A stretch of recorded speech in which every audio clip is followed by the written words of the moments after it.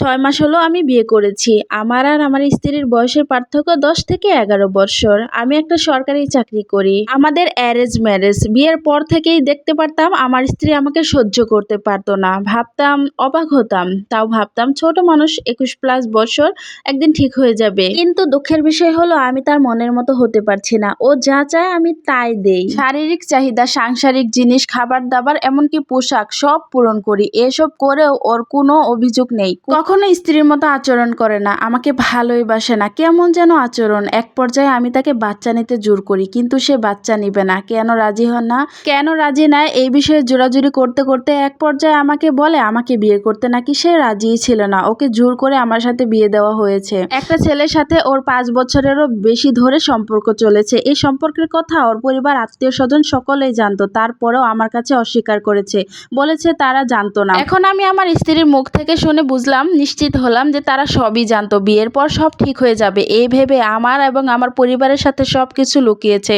এসব কথা শুনে আমি কোনোদিনই রিয়েক্ট করিনি, কারণ আমি তাকে প্রচন্ড ভালোবাসি। আমি ওর মনে কিছুতেই জায়গা করে নিতে পারছি না। ও আমার সব কাজে সবকিছুতেই দোষ ধরে। এক পর্যায়ে এসে আমি ওই ছেলের নাম্বার নিয়ে তাকে ফোন করে সবকিছু বলি, কিন্তু ও অস্বীকার করে। ও বিবাহিত প্রেমিকাকে আর গ্রহণ করবে না, কারণ সে আমার সাথে শারীরিক সম্পর্ক করেছে। আমার স্ত্রীকে আমি সব রকম ভাবে বুঝালাম ওই ছেলে তোমাকে একটুও ভালোবাসে না, কিন্তু আমার স্ত্রী কিছুতেই বুঝতে চায় না। এক পর্যায়ে ও আমার সাথে আরো বেশি খারাপ ব্যবহার করে। এক পর্যায়ে এসে আমি জানতে পারি ও ওর পরিবারের কাছে আমার সম্পর্কে অনেক বাজে বাজে কথা বলেছে। আমি নাকি তাকে নির্যাতন করি, বিছানায় থাকার বিষয়টা নাকি তার কাছে নির্যাতন। আমি এই কথাগুলো শুনে প্রথমে আকাশ থেকে পড়ি। আমি যাকে এতটা ভালোবাসি, আমি যাকে আমার বেতনের সব টাকা এনে হাতে তুলে দেই, খাবার দাবার সবকিছু কিনে দেই, সে কিনা আমার শ্বশুর বাড়িতে আমাকে এইভাবে পচালো। তখন তার পরিবারের সবাই বলে আমি তো জামাইয়ের কোনো খারাপ দিক দেখিনি, ওকে তো সব সময় ভালোই দেখেছি। তখন সবার সামনেও বলে আমি নাকি সবার সাথে ভালো ব্যবহার করি আর তার সাথেই নাকি সব সময় খারাপ ব্যবহার করি। তারপর